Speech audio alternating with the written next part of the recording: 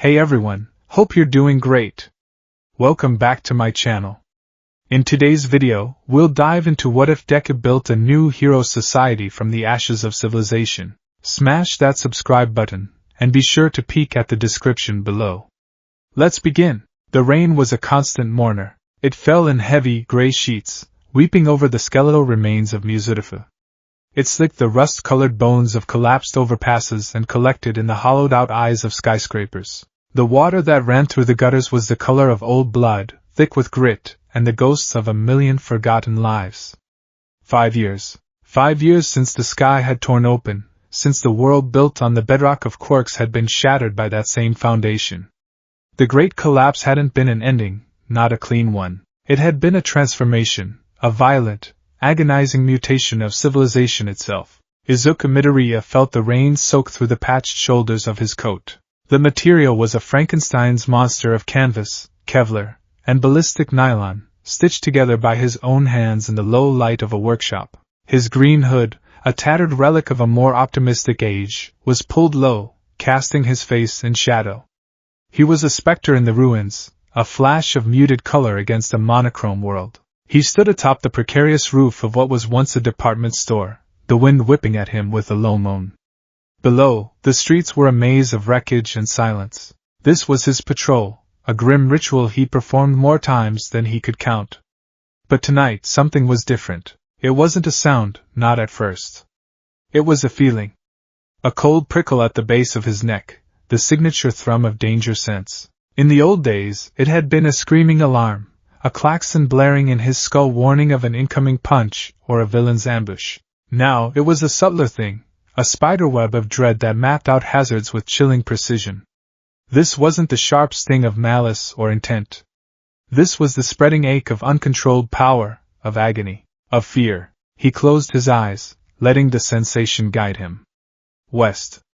3 blocks over. The feeling grew stronger, pulsing in time with a frantic, terrified heartbeat he could almost hear. He pushed off the rooftop, the soles of his worn combat boots barely making a sound as he landed on a twisted steel girder. He moved with a practiced, silent economy, a stark contrast to the explosive, ground-shattering leaps of his youth. The city was a graveyard, and he had learned to walk through it without disturbing the dead. The source was a residential block, or what was left of it. A 5-story apartment building sagged into its neighbor like a tired old man, its face a pockmarked mess of shattered windows and gaping holes. The thrum of danger sense was a nauseating vibration now, centered on the 3rd floor. From a blown-out window, a faint, rose-gold light pulsed erratically, accompanied by a sound like 1,000 tiny, discordant wind chimes, and weeping. The terrified sobs of a child. Izuku's jaw tightened. He scaled the building's fractured facade, his fingers finding purchase in cracked concrete and exposed rebar. He didn't use one for all, not for this. The power was a precious, finite resource, and a single miscalculation could bring the whole unstable structure down.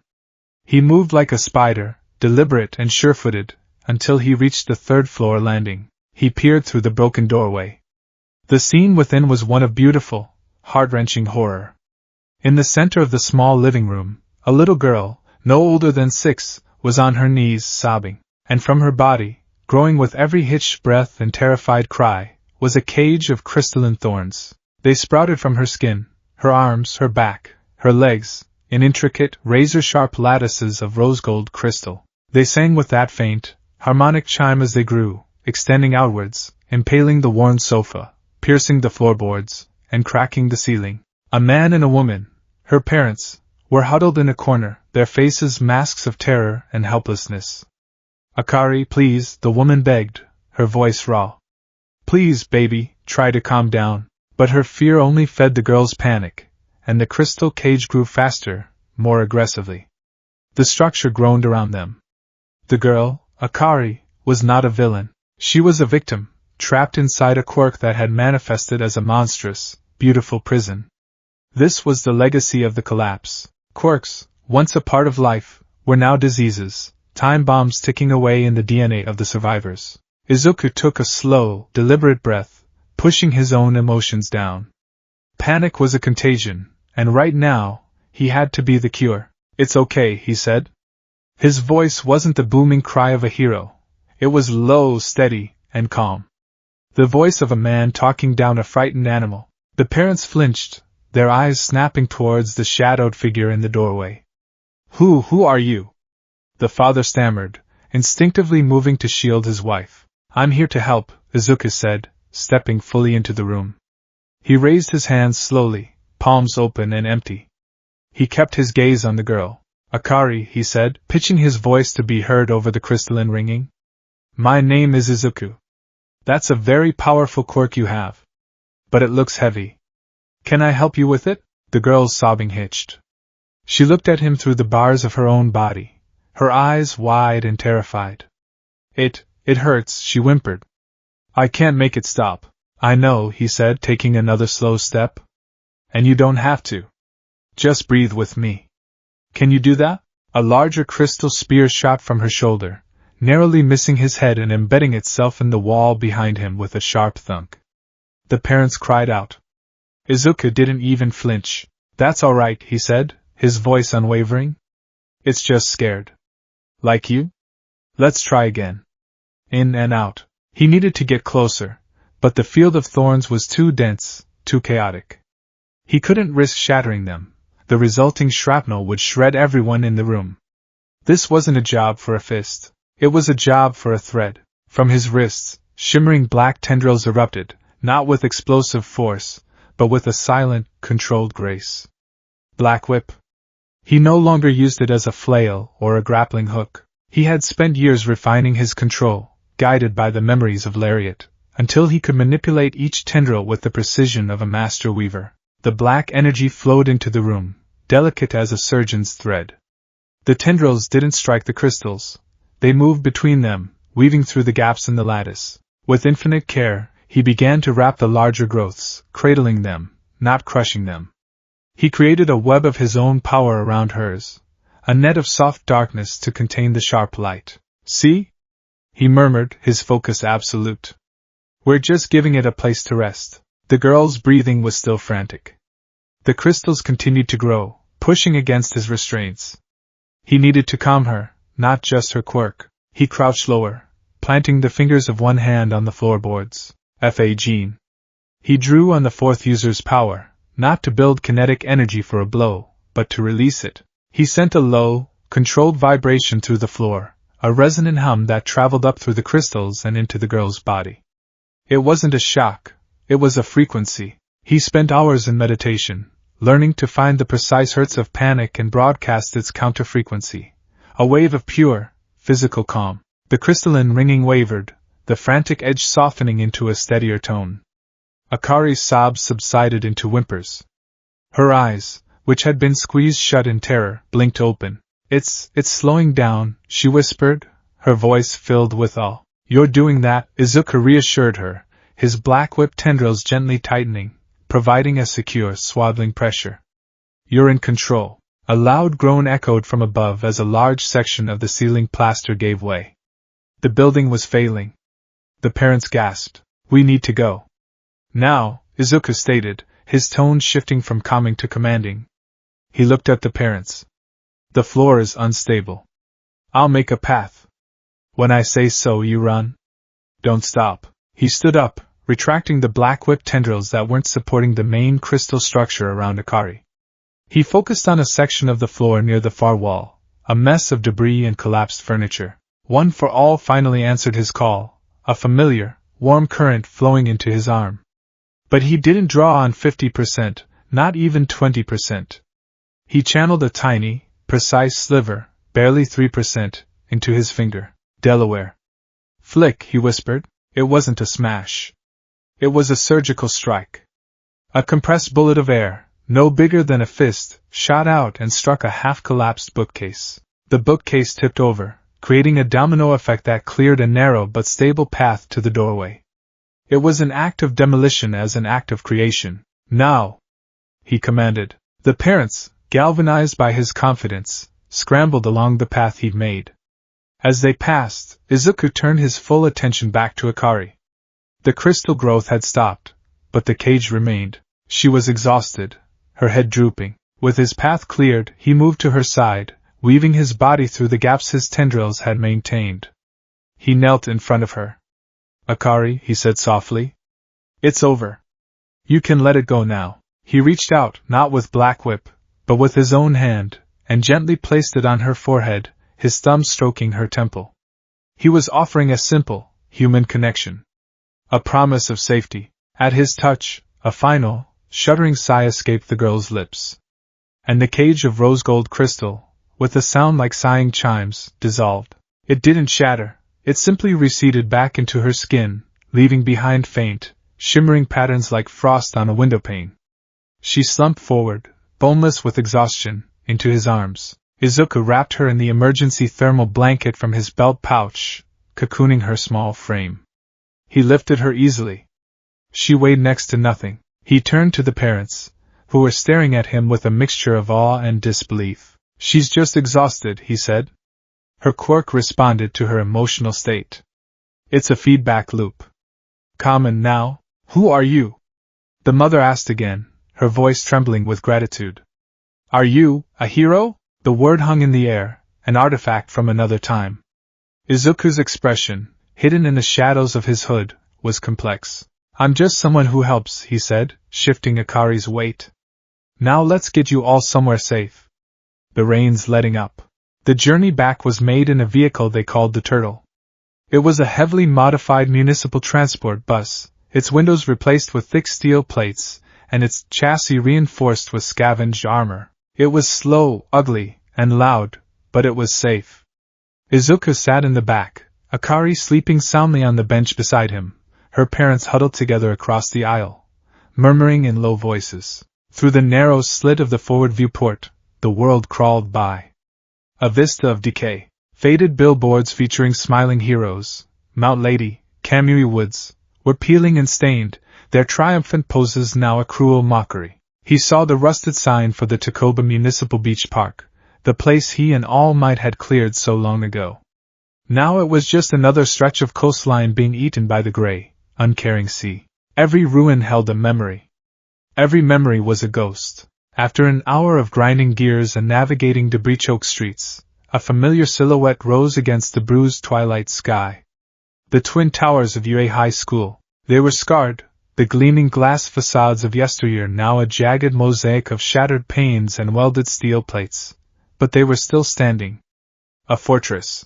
As the Turtle rumbled towards the main gate, now a formidable barricade of concrete and crossed I-beams, spotlights flared to life. Its green hood, a voice crackled over the vehicle's shortwave radio.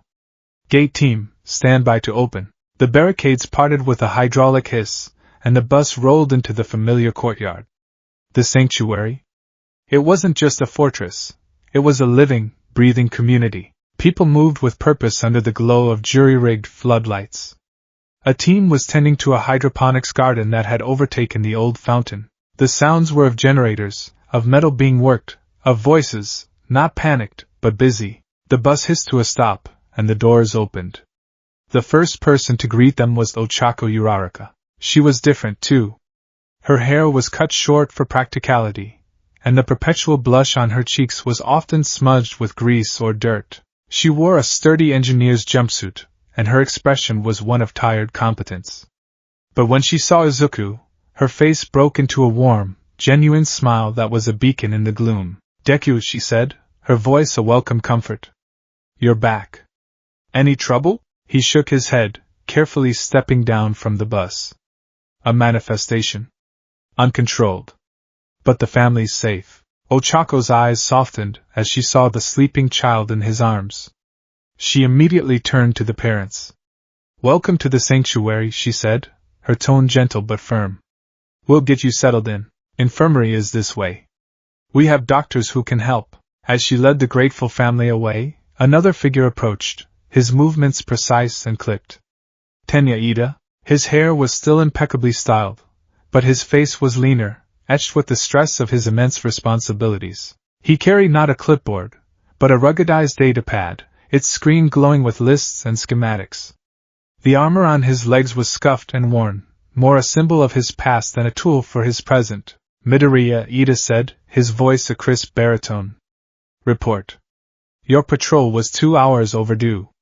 We were preparing a search team. Apologies, Ida, Izuku replied, his voice showing the exhaustion he'd been holding back. Ran into a situation on the West Block. A girl, new quirk manifestation. Crystalline type. The building was unstable. It required a delicate touch. Ida's fingers flew across his datapad. Family of 3. I'll add them to the census. Rations will need to be adjusted for the next cycle. Power consumption in the infirmary will spike. I'll divert it from the lower workshops for the night. He paused, his sharp gaze finally landing on Izuku's face. You look exhausted. You're scheduled for wall duty at 0500. I'm reassigning it. No, Izuku said, a firmness entering his tone. I'll take it. I need to see the sunrise. Ida looked like he was about to argue, citing regulations and protocols, but he saw the look in Izuku's eyes. It was a look he had learned not to question. He simply nodded. As you wish, get some rest, Midoriya. Your efforts tonight have saved 3 more lives. That is a net positive by any metric. It was Ida's way of saying good job. Izuku offered a small, tired smile and watched his 2 oldest friends manage the small miracle they had built here. Ochako, using her quirk with pinpoint precision to float a heavy replacement generator part to a waiting maintenance crew. Ida, directing logistics, ensuring every soul was accounted for, every calorie distributed, every watt of power used efficiently. They were the architects and managers of this new world, and he was its guardian. Its ghost. He walked through the main building, the halls of UA now repurposed. The grand corridor was a makeshift mess hall. Classroom 1B was a water purification center, and Classroom 1A, he always walked a little faster when he passed its sealed door. Some places held too many ghosts. Finally, he reached his destination. The headmaster's office. All Might's old office. His office. He pushed the heavy door open and stepped inside. The panoramic window that had once offered a magnificent view of the city was almost entirely covered with welded steel plates. Only a single, vertical sliver remained open, a tall, narrow window onto the world, like a crack in a tomb. The room was Spartan. A simple cot, a desk cluttered with scavenged electronics and maps, and a single chair. But on that desk, there were 2 objects that were not for survival. The first was a photograph in a cheap frame. The glass was cracked. It was a picture of Class 1A, taken in their 2nd year, before everything had gone so wrong. They were all there, smiling, vibrant, ridiculously young. His gaze traced their faces. Kirishima, arms slung around Bakugo's neck. Jiro, subtly leaning against Momo. Tsuyu, with her usual placid expression. The crack in the glass ran from the top corner, down across his own grinning face, and ended right at the space where Katsuki Bakugo had been standing, perpetually scowling. He gently touched the glass, a familiar ache blooming in his chest. So many gone. So many missing? He was their legacy. Their burden. The second object was a small, tarnished figurine. An All Might from his Silver Age, fists raised to the sky. It had been in his room in the dorms. Now, its paint was chipped, and one of the iconic antennas of his hair was broken off. It looked less like a symbol of peace and more like a weary old soldier. Izuku looked at it, at the painted-on smile, and felt the vast, cavernous distance between that era and this one. That smile was a promise of a world where someone else would handle the problem. A world that no longer existed. He sank into the chair, the exhaustion hitting him like a physical blow. His whole body ached. He ran a hand over his face, the rough texture of his scarred knuckles scraping against his cheek. He was so tired. He leaned forward and activated a small, battered voice recorder on his desk. Log entry. Day 1827 post-collapse, he began, his voice a low murmur in the quiet room. Patrol was eventful. Found a family in the old western district. A daughter Akari. Her quirk manifested, uncontrolled. A feedback loop of fear and power. He paused, staring at the sliver of ruined cityscape visible through the window. Rain still streaked down the armored glass. I remember how we would have handled this before. It would have been a fight. Overpower the villain, subdue them. We were trained to be weapons, to meet force with greater force. But she wasn't a villain, she was a child in pain. I used Black Whip to contain her, Fa Gene to calm her. A flicker of OFA to clear a path. It worked. No one was hurt. The quirk receded. He sighed, a sound heavy with the weight of 5 years of this. Every time it works like this, I feel like I'm finally understanding. The vestiges, they aren't just a source of power. They're a library of experience. Nana Shimura's empathy, Lariat's precision, they taught me this. The old heroes were symbols of power. They stood on top of society, shining down.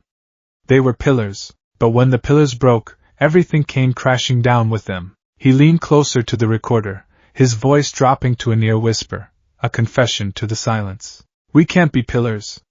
There's nothing left to hold up. We have to be something else. We have to be the foundation. We have to be anchors, not weapons. We have to be the ones who hold the line, not by fighting, but by building. By protecting. By showing people how to not be afraid of their own hands, their own power. He fell silent for a long moment, the only sound the faint hum of the recorder. But I'm so tired, he admitted, the words cracking with a vulnerability he showed to no one else. I look at this place we've built, at Ochako and Tenya, and all these people who trust me, and I'm terrified. I'm terrified that this isn't enough. That we're just delaying the inevitable. That a bigger storm will come and wash this all away. That out there, in the wastes, there are people who believe the only way to build is to burn everything else down first. He thought of Bakugo. A ghost of a different sort. A memory of explosive rage and a rival philosophy of absolute strength. He wondered where he was, or if he was. What if he was right? Izuku whispered. What if my heart is a liability this new world can't afford? He switched off the recorder, the silence rushing back in. He pushed himself to his feet and walked to the narrow window. He leaned his forehead against the cool, reinforced glass. The rain had finally stopped. The clouds were beginning to break, and through a gap in the oppressive gray, a single, impossibly bright star was visible, a last ember, burning defiantly in the infinite dark. He watched it until his eyes ached, drawing a sliver of strength from its solitary light.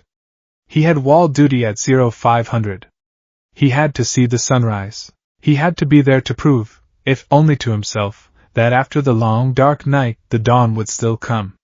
That this ember of hope they were so carefully guarding could one day be coaxed back into a flame. He had to believe it. It was the only thing he had left. The dawn that Izuku had waited for arrived not with a blaze of glory, but with a quiet, pearlescent grace. It painted the bruised undersides of the clouds in shades of lavender and rose, a gentle watercolor wash over the hard, gray edges of the ruined world. From his post on the eastern wall of Ue, Izuku watched the light spill into the streets below, a slow, liquid gold that made the wreckage seem almost beautiful, almost peaceful. The air was clean after the night's rain, carrying the scent of damp earth and the distant, briny tang of the sea. Below him, the sanctuary was already stirring. The rhythmic thump-thump-thump of the primary diesel generator, the lifeblood of their community, was a familiar heartbeat. Smoke curled from the chimney of the repurposed mess hall, carrying the warm, life-affirming smell of baking bread, a simple, profound luxury. He saw a small group of children, maybe a dozen of them, being led by a survivor who had been a primary school teacher. They were using chalk to draw on a cleared patch of courtyard concrete, their bright colors a cheerful rebellion against the muted tones of the world. A small, fragile sense of pride swelled in Izuku's chest. This was real. This wasn't a dream he clutched in the dark of his office. It was a breathing, functioning microcosm of hope. Every ration distributed, every lesson taught, every wall repaired.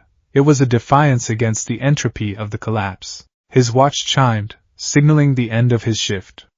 With a final look at the rising sun, he descended the steel ladder bolted to the wall, his boots clanging softly. As he crossed the courtyard, he saw Ida already at his post, standing beside the ration line with his datapad. He was overseeing the morning meal distribution, ensuring every single person received their measured share of bread and protein paste. His presence was a pillar of order in a world that had lost all of its own. Morning, Ida, Izuku said, his voice a little rough from the night air. Ida glanced up, his expression as crisp as the morning. Midoriya. You are precisely 4 minutes past your scheduled shift end. Acceptable, given the circumstances of last night. The Akari family has been settled into temporary quarters in the South Block. The girl's vitals are stable. Her quirk appears to be dormant. That's good to hear, Izuku said, genuinely relieved. Indeed. A successful integration, Ida noted, making a final check on his datapad. He gestured towards the line. Your ration is waiting. Caloric intake is vital for your level of exertion. Before Izuku could move, a flash of brown and pink caught his eye. Ochako Uraraka was jogging towards a half-finished structure near the west wall, a coil of heavy-gauge cables slung over her shoulder. She was laughing about something with another member of the construction crew. With a light tap of her fingers, she made the thick cable weightless, allowing them to haul it up the scaffolding with ease. She was using her power not for combat, but for creation, and it radiated from her with a joyful energy that seemed to push back the gloom. She saw him watching and waved, her smile as bright as the morning sun. He smiled back, a real smile this time, not the tired grimace of the night before. Here, surrounded by the fruits of their labor, it was easier to believe. Here, the ghosts felt further away. It was then that the alarm blared. It wasn't the frantic, piercing siren of a villain attack.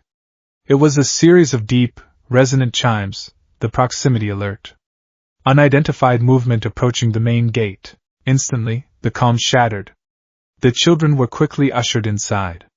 The ration line dispersed, people moving to their designated defensive positions with a practiced urgency. Ida's head snapped up, his hand already tapping commands into his datapad, bringing up the gate's external camera feeds. Ochako was on the ground, the cable dropping with a heavy thud as her quirk deactivated, her expression shifting from cheerful to sharp and focused. Status? Izuku demanded, moving to Ida's side. A group.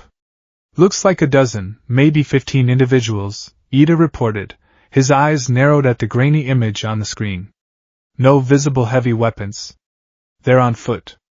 They look depleted. Izuku looked at the screen. Ida was right. The figures stumbling towards their gate were not an army. They were ragged, skeletal things, draped in tattered clothes. They moved with the slow, agonizing shuffle of people who had been walking for days, for weeks. They were carrying makeshift bags and pushing a single, rickety cart. It was the familiar, heartbreaking image of refugees. They're waving a white cloth, Ochako said, joining them. She had retrieved a pair of high-powered binoculars from a nearby emergency locker. They're not hostile. They're surrendering. Izuku took the binoculars, his gaze sweeping over the group. He saw hollow cheeks, eyes wide with a mixture of fear and desperate hope.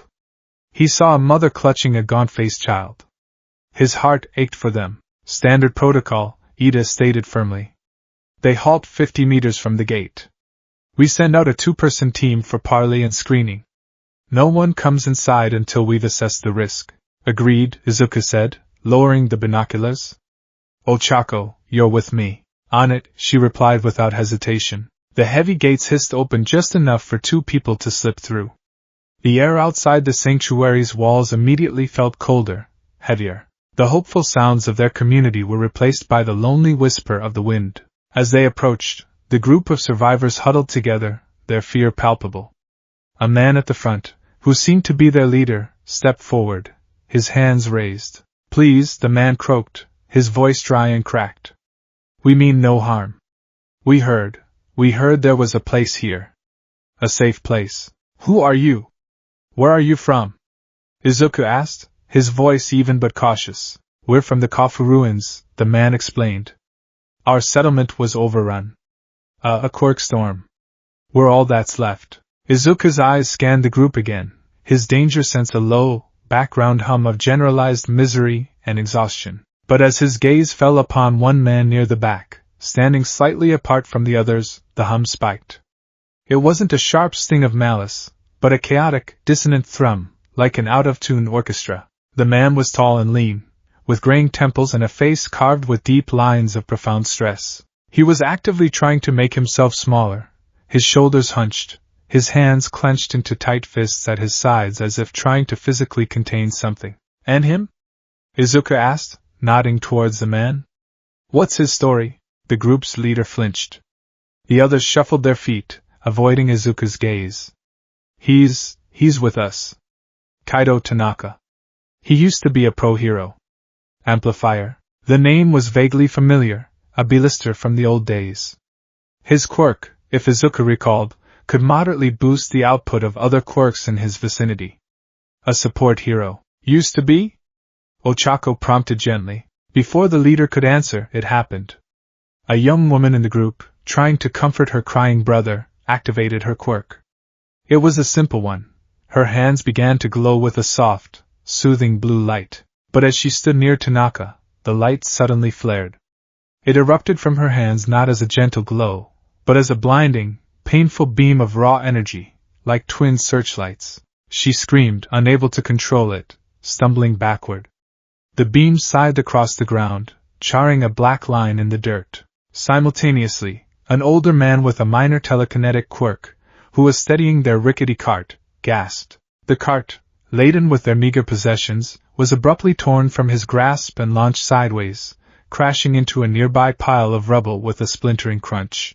Panic exploded through the group. The woman with the light quirk was sobbing in pain and fear, her hands still blazing. The old man stared at his trembling fingers in horror, and in the center of it all stood Kaido Tanaka, his face a mask of pure agony. "I'm sorry," he whispered, his body trembling violently. I told them to stay away from me. I can't control it anymore." Izuku understood in a flash. The collapse hadn't just destabilized individual quirks, it had mutated them. Tanaka's amplification quirk was no longer moderate or controllable. It was a chaotic, infectious aura. He was a walking quirk singularity event in miniature, and he was just as terrified of it as everyone else. "Everyone, calm down!" Izuku's voice cut through the panic. "Ochako, help her!" Ochako was already moving, her training kicking in.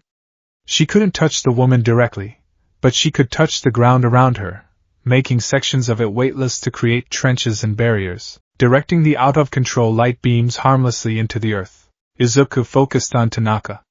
"Mr. Tanaka," he said, his voice firm but not accusatory. "Look at me. You have to try and suppress it. Focus. Breathe." "I can't!" Tanaka cried out, sweat beading on his forehead. "It just radiates. The more quirks there are, the worse it gets." They were standing in front of a gate behind which hundreds of quirked individuals resided. Bringing him inside would be like throwing a lit match into a fireworks factory. The dilemma hit Izuku with the force of a physical blow. He couldn't leave them out here to die. But he couldn't risk the safety of the entire sanctuary. For a moment, he was frozen, caught between the hero he wanted to be and the leader he had to be. The new arrivals were brought into a temporary, isolated processing area just inside the main gate, a reinforced section of the perimeter normally used for vehicle maintenance. It was a compromise, a decision that satisfied no one. They were inside the walls, but they were not yet part of the community. And at the center of the tense quarantine was Kaido Tanaka, sitting alone in a partitioned corner, as far from his fellow survivors as possible, his head in his hands. News of the incident at the gate spread through the sanctuary like a virus. Fear, a far more dangerous contagion than any quirk, began to take root. Whispers followed Izuku as he walked through the main hall. Parents pulled their children closer. The cheerful, busy atmosphere of the morning had evaporated, replaced by a low-grade, anxious hum. The first open challenge came that afternoon. Izuku was in a strategy meeting with Ida and Ochako when a man named Ryuji pushed his way into the room. Ryuji was a burly, no-nonsense man who had lost his first family in the early days of the collapse when their neighbor's fire-breathing quirk went haywire. He was the head of the salvage teams, a pragmatist forged in the harshest fires of the New World. "Midoriya," Ryuji said, his voice a low growl. He wasn't being disrespectful, but he wasn't asking for permission either. "The others sent me. We need to talk about the new guy." "The amplifier. We are discussing it now," Ryuji, Ida stated, standing stiffly. "This is a council matter." "It's a community matter," Ryuji countered, his hard eyes fixed on Izuku. "That man is a walking disaster. You saw what he did at the gate. What happens when he gets near the hydroponics team? What happens if he's near the infirmary when little Akari's quirk decides to act up again? We can't have a human time bomb living with us." So what do you suggest we do, Ruji? Ochako asked, her voice tight. Throw him back out into the wastes? We give them supplies, Ruji said, gesturing vaguely towards the gate. Enough for a week. We point them toward the next known settlement, 100 clicks east. It's harsh, but it's fair. Our first responsibility is to the people already here. To the children. We can't risk everything we've built for one man. His argument was brutal, but it was also logical. It was the cold calculus of survival, a math that Izuku knew many in the sanctuary would understand. He represented the fear, the part of them all that screamed to put up the walls and protect their own at any cost. Exile is an unacceptable and barbaric solution, Ida declared, stepping forward. His face was a mask of stern disapproval. However, Ruji's risk assessment is not without merit. The danger is quantifiable. I propose a different course of action, indefinite strict quarantine. We have an isolated sublevel, Block 7 Gamma. It's shielded and can be hermetically sealed.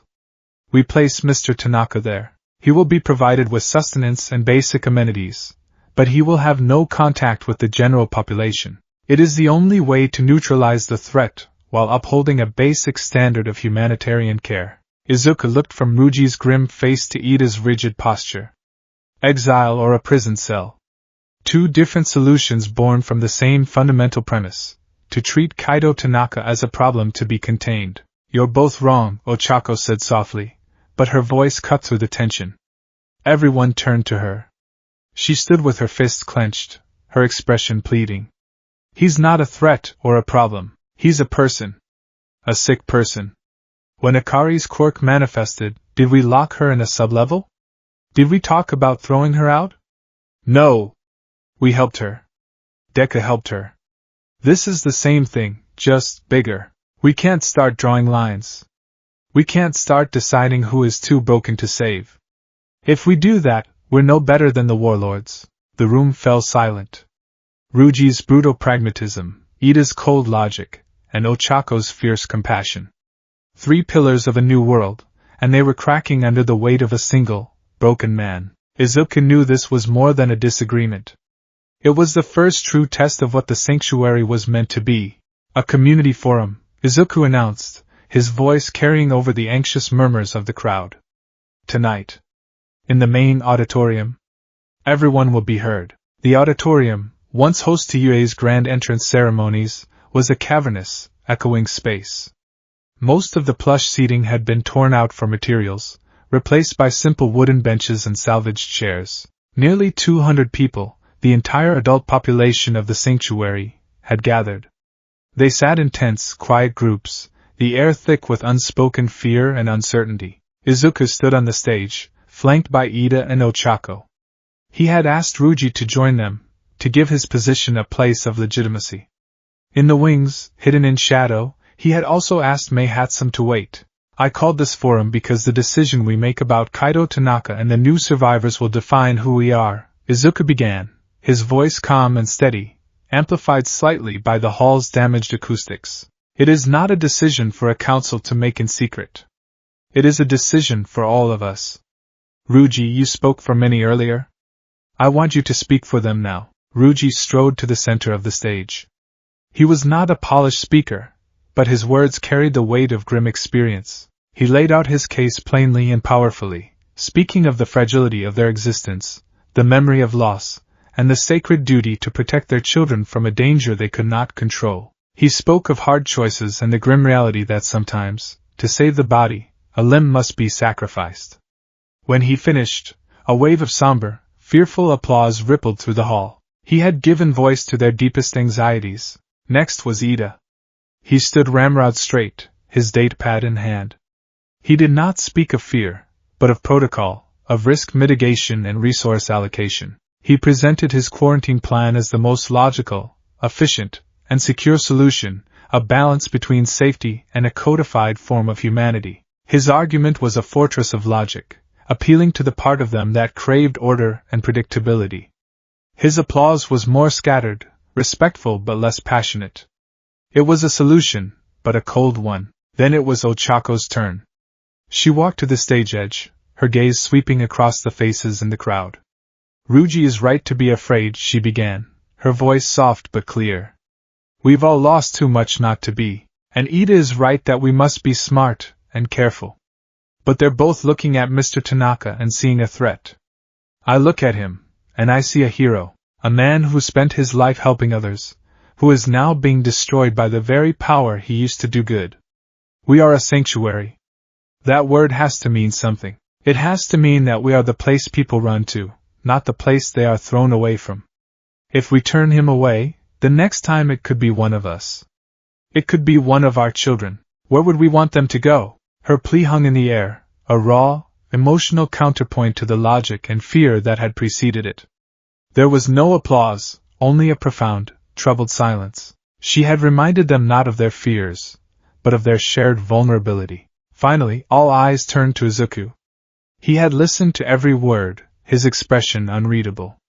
He walked to the center of the stage, the weight of 200 pairs of eyes on him. Thank you all, he said. You are all right. Ruji is right that our safety is paramount. Ida is right that we must have order.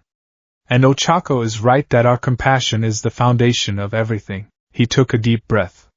But you are all asking the wrong question. The question is not what do we do with Kaido Tanaka. The question is what do we do for him. He paused, letting the words sink in. Our society, the old one, it sorted people. Hero. Villain. Civilian. Strong quirk. Weak quirk. It put everyone in a box. When someone didn't fit, when their quirk was dangerous or unstable, the Hero Public Safety Commission contained them. They hid the problem. They put it in a box and locked the door. Ida's plan, with all its good intentions, is a relic of that thinking. Ruji's plan, born of tragedy, is a surrender to that thinking. It accepts that some people are simply too broken to fix. His voice grew stronger, filled with a conviction that resonated through the hall. I reject that. We must be better than that. The Great Collapse didn't just break our buildings and our laws, it broke our quirks. It broke us. We are all, in some way, unstable. Akari's quirk was a prison of crystal. Mr. Tanaka's is a storm of energy. The problem is the same. The only difference is scale. He turned and gestured to the wings. Which is why we can't just find a new box to put him in. We have to build something new. Hatsum, come on out. May Hatsum burst onto the stage, a whirlwind of pink dreadlocks, grease-stained goggles, and manic energy. She was carrying a complex-looking metal gauntlet bristling with wires and glowing vacuum tubes. Hey everyone! She chirped, her voice a firecracker in the tense hall. So, Green Hood here gave me a fun new project. He said, May, we've got people whose quirks are like overflowing buckets. We need a better bucket. And I said, buckets are boring. Let's build a self-regulating hydroelectric dam. She held up the gauntlet. This is Baby 0.1. A prototype quirk dampening brace. Right now, it's basically just a fancy energy sink hooked up to a capacitor bank. It uses focused electromagnetic fields to agitate and destabilize the expression of a quirk factor at the local level. In layman's terms, it makes it harder for a quirk to turn on. It's clunky, inefficient, and might explode, but it's a start. Her wild enthusiasm was jarring, but it was also infectious.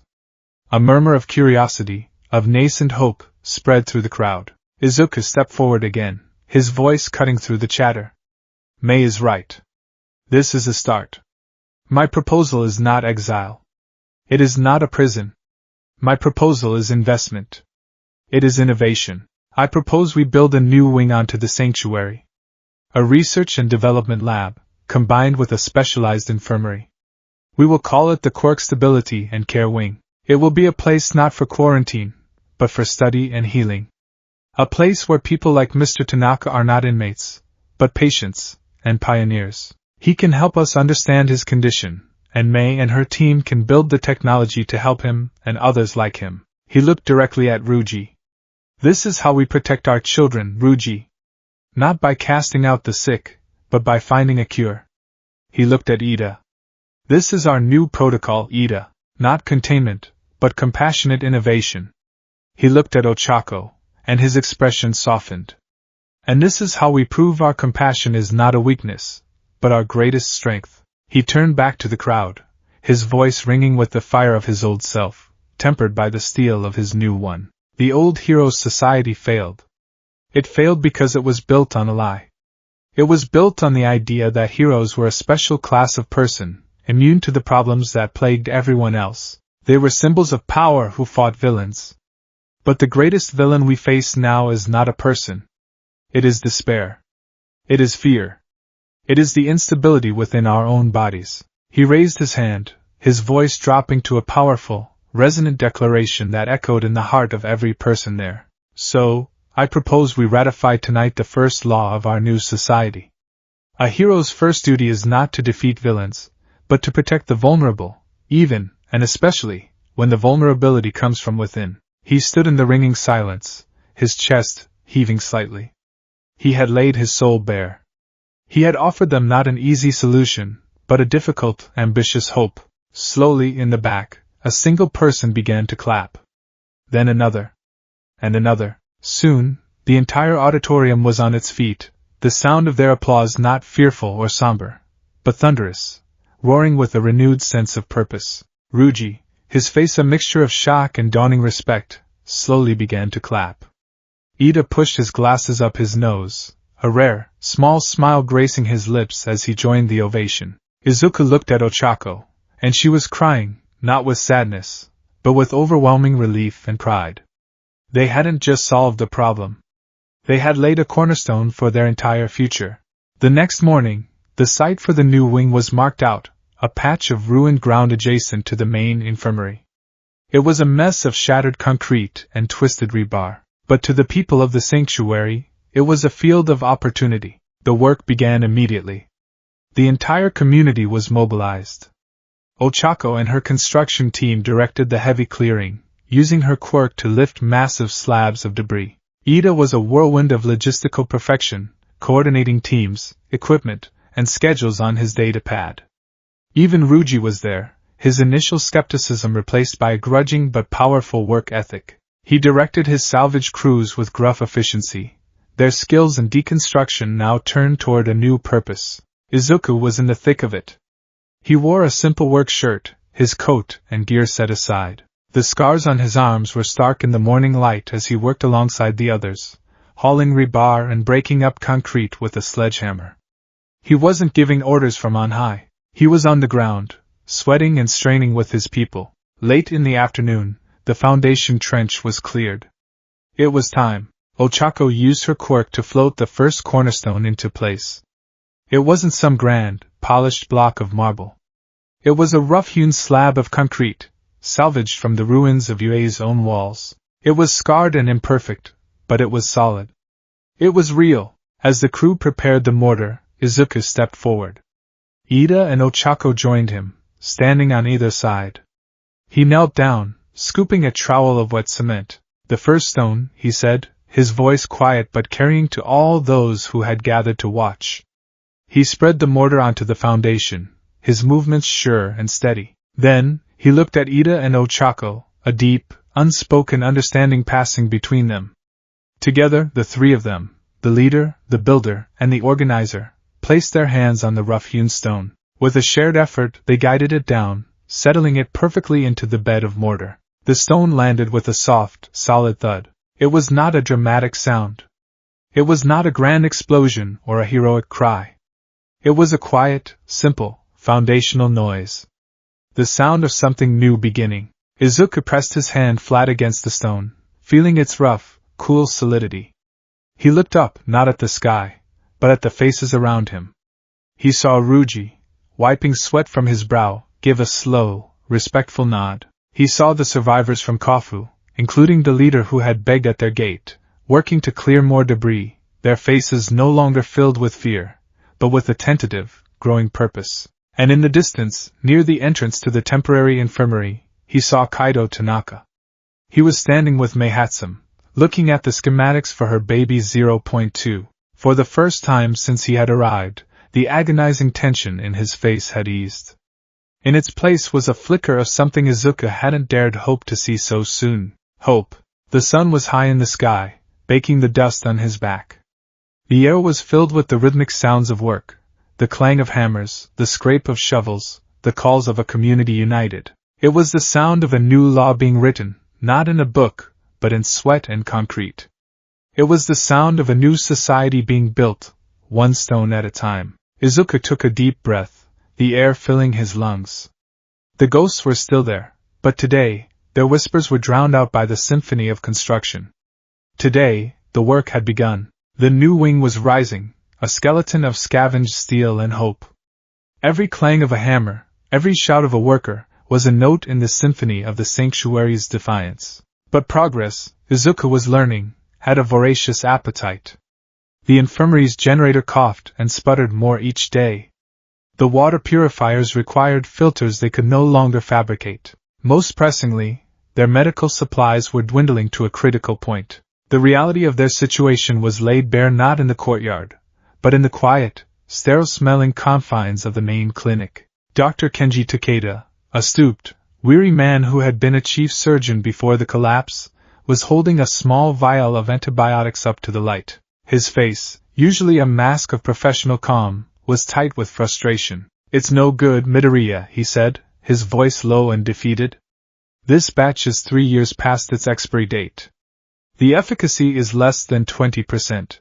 I used it to treat a simple infection on a salvage worker yesterday. This morning, he has a fever of 39 degrees. We're using museum pieces to fight a war." Izuku looked at the vial. It seemed to embody their entire struggle, a memory of a world with solutions, now faded and impotent. The new Quirk Stability and Care Wing was a promise for the future, but people were getting sick now. "We're stretching everything we have," Izuku said, his voice heavy. "Stretching is done," Dr. Takeda stated bluntly. "Now we're just diluting. We need broad-spectrum antibiotics, coagulants, sterile sutures, antivirals. The list is a kilometer long. Without a major resupply, the next serious injury or outbreak won't be a challenge. It will be a tragedy." The surgeon's words echoed in his mind as he stood before Ida's logistics board later that morning. It was a massive corkboard covered in maps, resource charts, and consumption projections, a physical manifestation of Ida's obsessively orderly mind. "The doctor's assessment is correct," Ida said, pointing a precise finger at a downward trending graph drawn in red ink. "Based on current consumption rates and factoring in a 15% margin for unexpected injuries, our critical medical supplies will reach zero viability in approximately 3 weeks. The construction of the new wing is increasing our rate of minor injuries, ironically accelerating the problem." "We've picked the surrounding area clean," Izuku murmured, his eyes scanning the map. Every local clinic, pharmacy, and hospital was marked with a black X. "Anything further out is deep in the wastes." "Correct," Ida confirmed. "Which is why we must consider a high-risk, high-yield expedition. I have identified a potential target." He tapped a location far to the west, deep in an area marked only with question marks. "The Quirk Genome Research Institute. A pre-collapse private facility. State-of-the-art. According to archived city plans, it had its own geothermal power source and was built to withstand a level 7 seismic event. There is a high probability its sterile labs and supply vaults remain intact. There's a reason it's in a blank spot on the map, Ida," Izuku countered, a knot of apprehension tightening in his stomach. "No one's been out that far and come back to talk about it." "The risk is substantial," Ida conceded, his face grim. "The route traverses the husk fields. But the potential reward justifies the danger. A successful run could supply our medical needs for over a year. It is our most logical option." Logical. The word felt cold, clinical, against the visceral fear of sending people into the unknown. But Dr. Takeda's face, the image of the feverish worker, flashed in Izuku's mind. Logic, he knew, was all they had left sometimes. A small team, Izuku decided. Stealth-focused. Recon and retrieval only. 2 people. "Yourself, I presume?" Ida asked, already knowing the answer. "I have to lead this one," Izuku affirmed. "And I'm taking Jiro." Kyoka Jiro was not the same girl who had rocked out at the UA school festival. The punk rock rebelliousness had been honed into a sharp, quiet competence. Her hair was still an asymmetrical bob, but her expression was more guarded, her eyes perpetually scanning her surroundings. The collapse had silenced the world, and in that silence she had learned to hear everything. Izuku found her on a watchtower, not looking, but listening. Her earphone jacks were plugged into a metal plate welded to the tower's frame, her eyes closed in concentration. She was a human seismograph, feeling the vibrations of the entire sanctuary, mapping its life in tremors and echoes. "Anything?" he asked softly, not wanting to startle her. Her eyes opened. "Nah. Just the usual," she said, her voice a low, gravelly murmur. "Generator's got a slight arrhythmia in the third cylinder. The kids are playing jump rope in the west yard, and you forgot to tie your left bootlace all the way. It's making a little flapping sound." Izuku looked down. She was right. He sighed and knelt to fix it. "Ida's briefed you? The QGRI suicide run?" "Yeah, I got the memo," she said, unplugging her jacks and letting them coil loosely. "Figured you'd be coming to me. Not exactly a job for a sledgehammer." She gave him a wry, sideways glance. "No offense. None taken," he said. "Your ears are more valuable than my fists for this." "Damn right they are," she said, but there was no arrogance in it, just a statement of fact. Her quirk, once used for sonic attacks and finding opponents, had become their most vital intelligence tool. She could hear the groan of stressed metal in a collapsing building from a block away, differentiate the footsteps of a man from a mutated animal, and feel the hum of active power lines buried deep underground. She was their scout, their early warning system, their navigator through the treacherous ruins. They prepared in the pre-dawn darkness, a familiar ritual. Their gear was a patchwork of old hero costumes and scavenged military equipment, all of it repaired and modified by Meihatsum. Izuku's green coat, Jiro's leather jacket, both reinforced with plates of lightweight ceramic. They carried light packs with water, nutrient paste, and medical kits. Their only weapons were their quirks and the knives strapped to their thighs. "Just try not to punch the building down before we find the pharmacy, boss," Jiro said as she adjusted the straps on her pack. "I'll do my best," Izuku replied, a faint smile touching his lips. Her grounded sarcasm was a strange comfort, an anchor to the here and now. They slipped out of a small, secondary gate as the sanctuary slept, two small figures swallowed by the immense, silent dark of the wastes. The world outside the sanctuary's walls was a different planet. The air itself felt thin and hostile. For the first few kilometers, the landscape was familiar territory, a graveyard of concrete and steel they had picked over countless times. But then they entered the husk fields. This was an area where, during the collapse, hundreds of plant-based quirks had gone haywire in a cascade of uncontrolled growth. The result was a grotesque, alien forest. Buildings were suffocated by immense, woody vines thick as pythons. Streets were choked with pulsating, bioluminescent fungi that cast an eerie blue-green light. The air was thick with the scent of pollen and decay. Strange, mutated seed pods, some as large as a man's head, hung from skeletal trees, occasionally twitching with a life of their own. They moved in silence, Izuku in the lead, Jiro a few paces behind. Every 20 minutes she would stop, kneel, and plug one of her jacks into the ground. "Anything?" Izuku would whisper. "Ground soft here," she'd murmur back, her eyes distant. "Feels like a collapsed subway line underneath. Stay to the right. There's a big cavity about 50 meters ahead. Or movement. Four-legged. Heavy, not human. Sounds chitinous. It's moving parallel to us, a block over. Let's let it pass." She was painting a picture of their unseen surroundings with sound and vibration, guiding them through a minefield of natural and unnatural hazards. Izuku trusted her senses implicitly, adjusting their path based on her quiet commands. Hours passed in this tense, silent procession.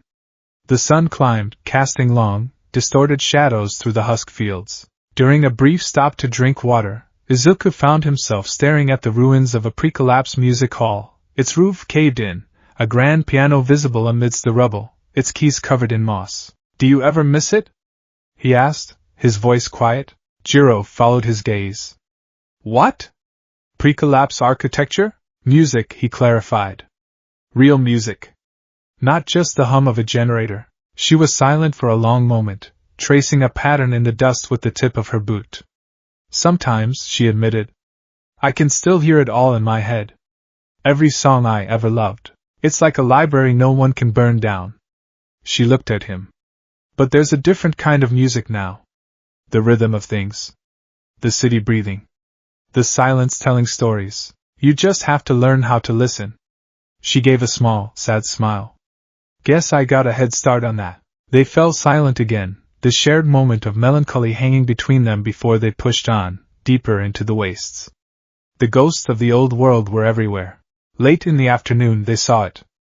The Quirk Genome Research Institute. It rose from the surrounding decay like a shard of black glass, a sleek, modernist monolith of dark-tinted windows and obsidian-colored steel. It was almost completely untouched. The walls were unbreached, the windows unbroken.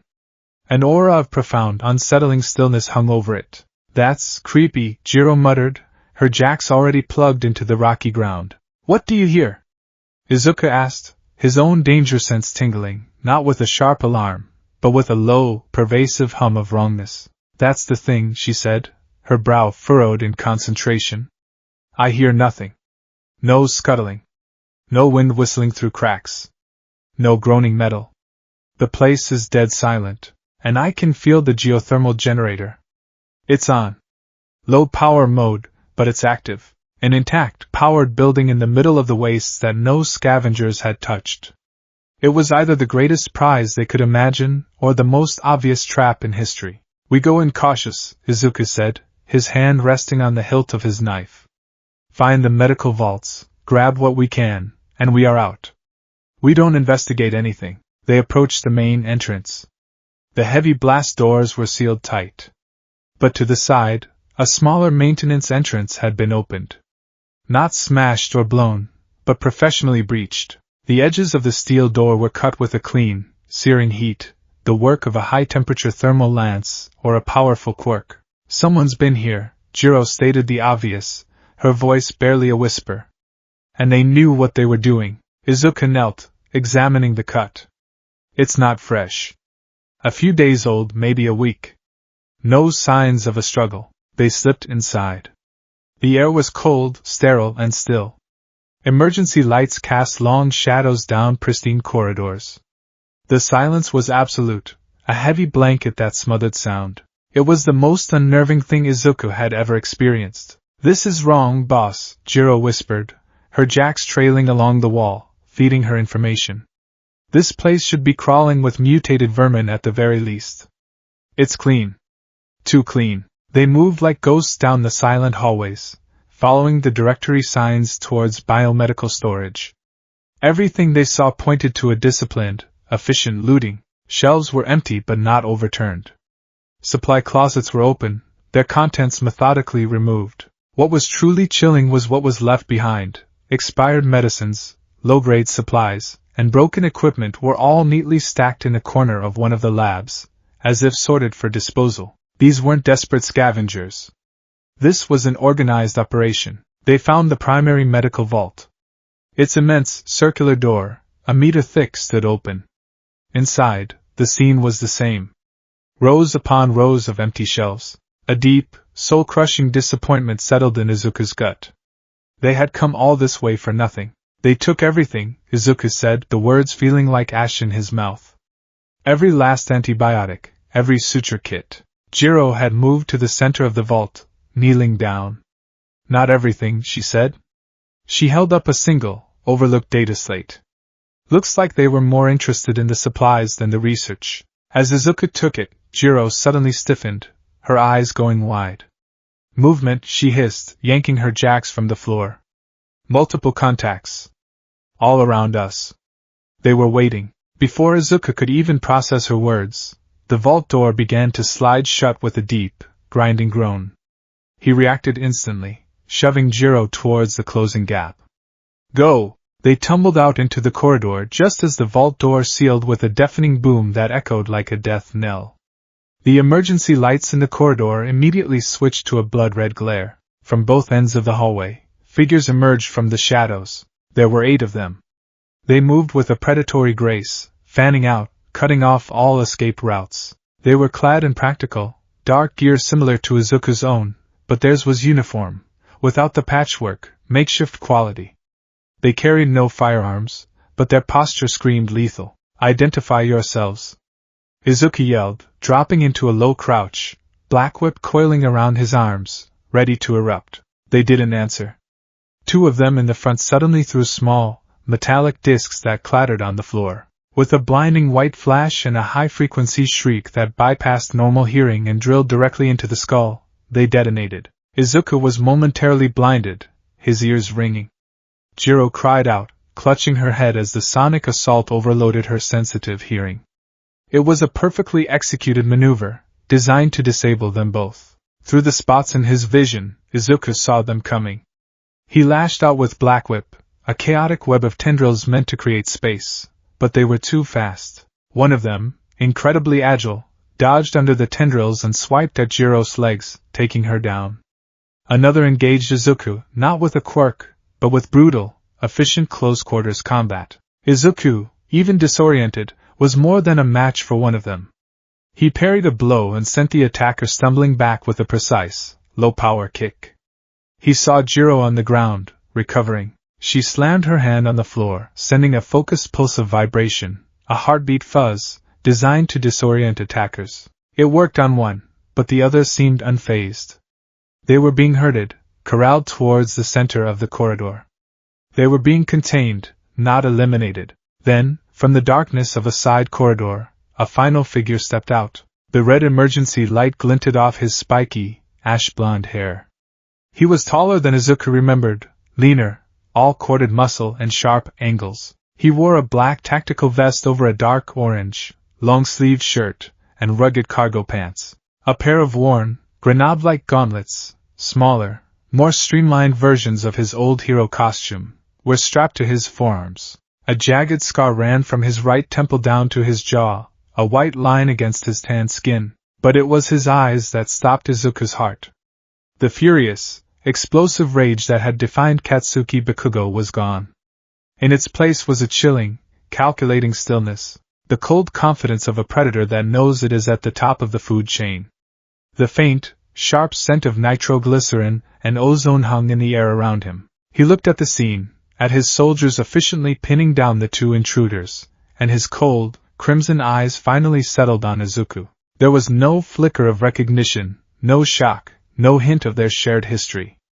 Just a flat, dismissive assessment. Deku, Bakugo said. The name wasn't an insult. It wasn't a nickname. It was a label.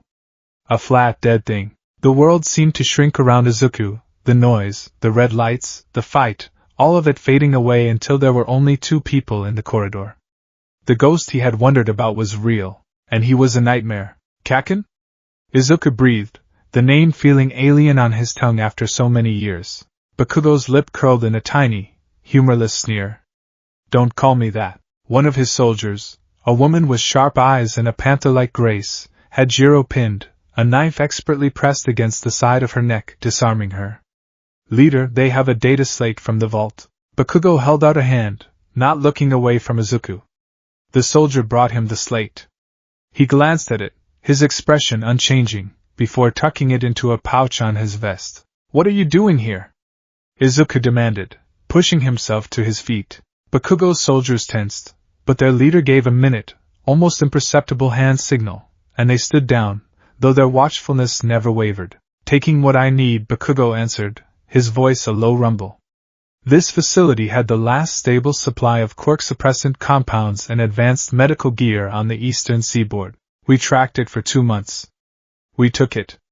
This is our territory now. We need those supplies, Izuku said, his voice pleading. Our community, people are sick. We have nothing left. Bakugo actually let out a short, harsh laugh. It was a dead, ugly sound. Your community? He scoffed, the word dripping with contempt. You mean that collection of charity cases you're hoarding in that old school? We've heard the whispers. The great hero Deku, building a new world on hope and spare parts. He took a step closer, his cold gaze sweeping over Izuku's patched-up gear, his earnest, desperate expression. You're still the same. A bleeding heart, trying to save everyone. You build walls and think they'll keep the world out. Walls are tombs, Deku. They just show the wolves where the sheep are. We're building a society, Izuku shot back, his own anger beginning to surface. A place where people are safe. where they can heal. We don't leave people behind. You don't build a society in a wasteland, Bakugo countered, his voice dropping to a low, intense growl. You survive it. My tribe survives. We move. We adapt. We take what we need. We are strong because we are not tied to a place. We are not burdened by the weak. Every member pulls their weight, or they are left behind. That is the only law that matters now, the law of strength. He gestured around the looted facility. This is strength. Intelligence, planning, and overwhelming force. Taking what is vital and leaving the rest. He looked Izuku dead in the eye. And what you are doing, that is weakness. You're building a farm, Deku. A farm, waiting for the wolves to come. And they will come. The ideological chasm between them was terrifying. Bakugo's philosophy was a twisted, brutal evolution of his old self, stripped of all emotion and honed into a razor-sharp survivalist creed. He wasn't a villain. He was something far more dangerous, a rival savior with a gospel of strength. You're wrong, Izuku whispered, horrified. That's not survival. That's just a slower way of dying.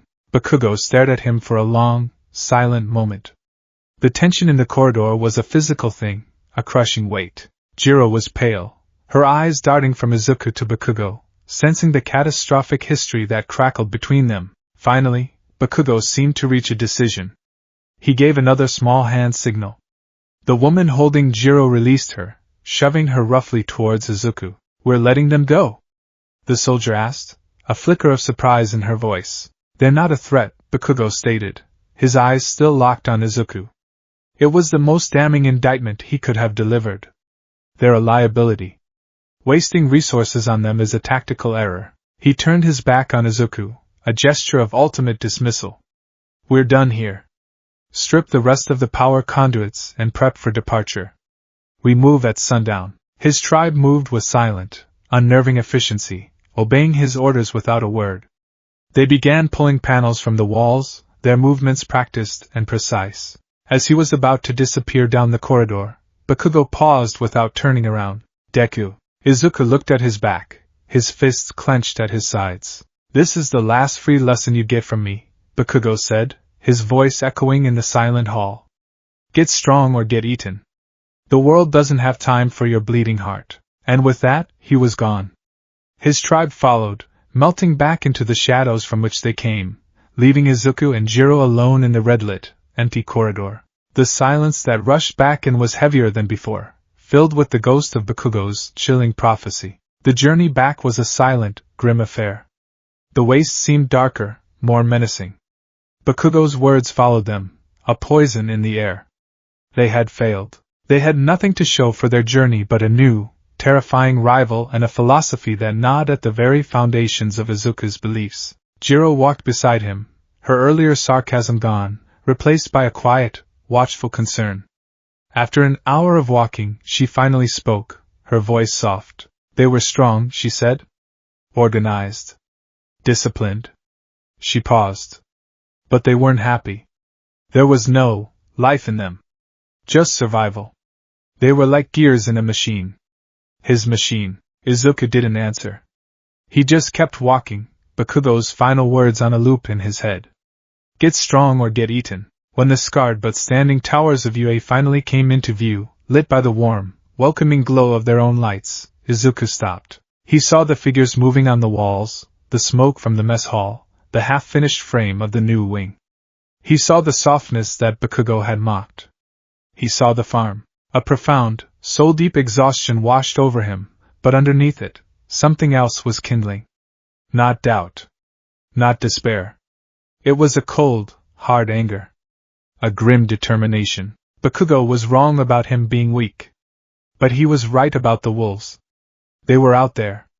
And his flock, his collection of charity cases, his community of hope, was vulnerable. His compassion, his bleeding heart, was not a liability. It was the entire point. But it was worthless if he couldn't defend it. He looked at the sanctuary, at the first stone they had laid, at the life stirring within its walls. It wasn't a tomb.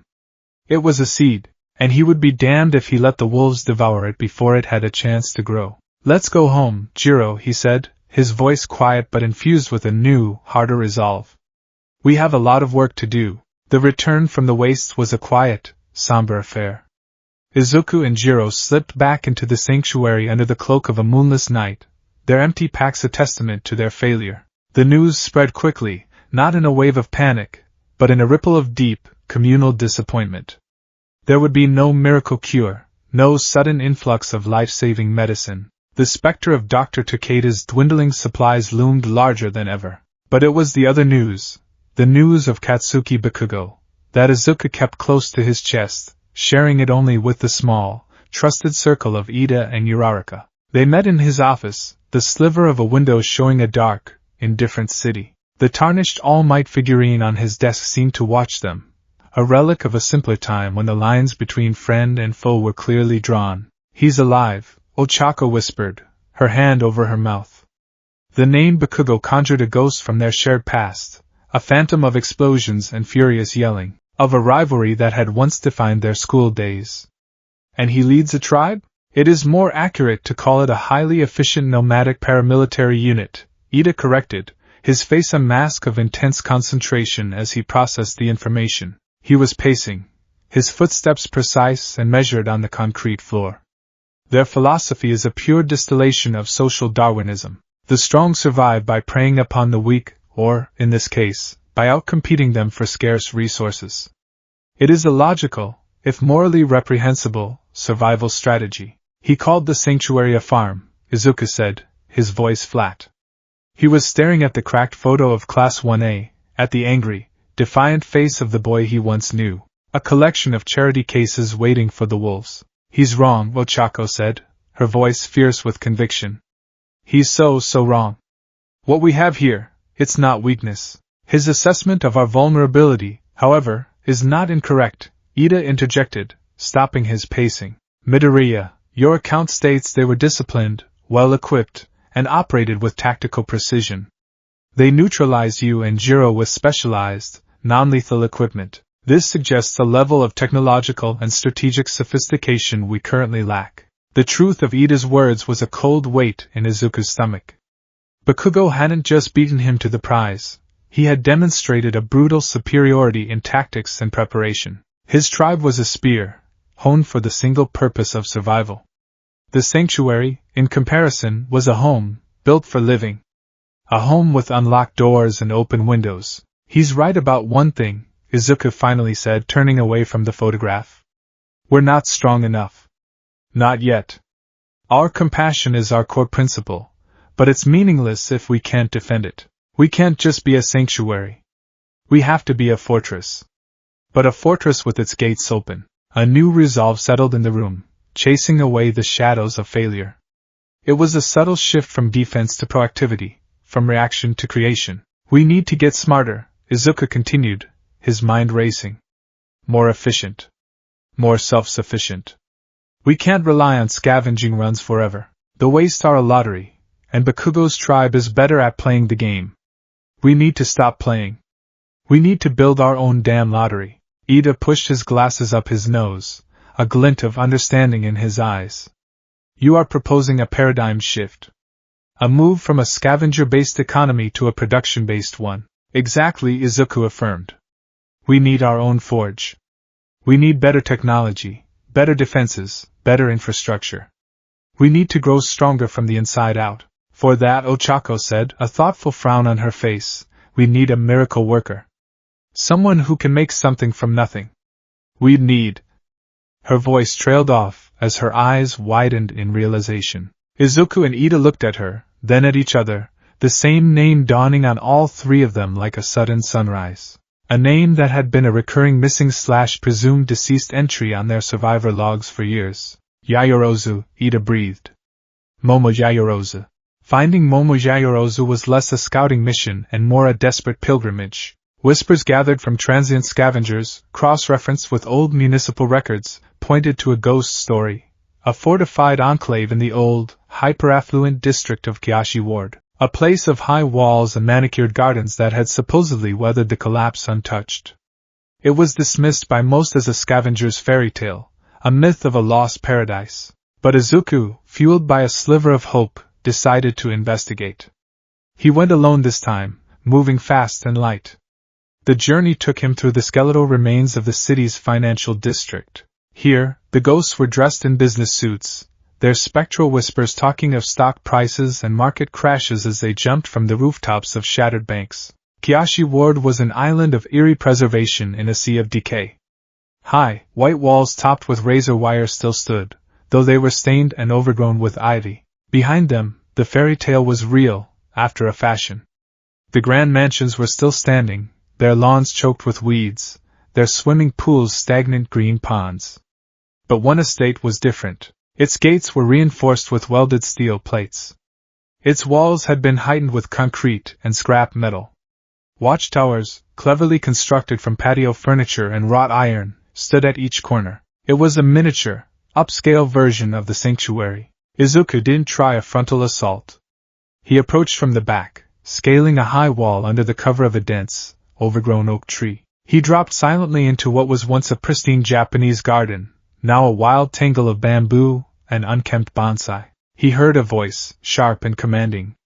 Section Gamma, report your water levels. Section Delta, what is the status on the solar array repairs? He peered through the bamboo. In the center of the garden, surrounded by a small group of neatly dressed, attentive people, stood Momo Yaoyorozu. She was 21, but she carried herself with the gravitas of a woman twice her age. Her signature spiky ponytail was tied back with a simple leather cord. She wore a practical, dark jumpsuit, and a data pad, much like Ida's, was cradled in one arm. She was thinner than he remembered, her features sharper, but the intelligent, calculating light in her dark eyes was unmistakable. She was not a refugee. She was a queen in a pocket kingdom. The western perimeter sensor was tripped last night, she was saying, her tone crisp. Probably another mutated badger. But I want patrols doubled. Complacency is our enemy. Izuku stepped out of the bamboo, his hands raised in a gesture of peace.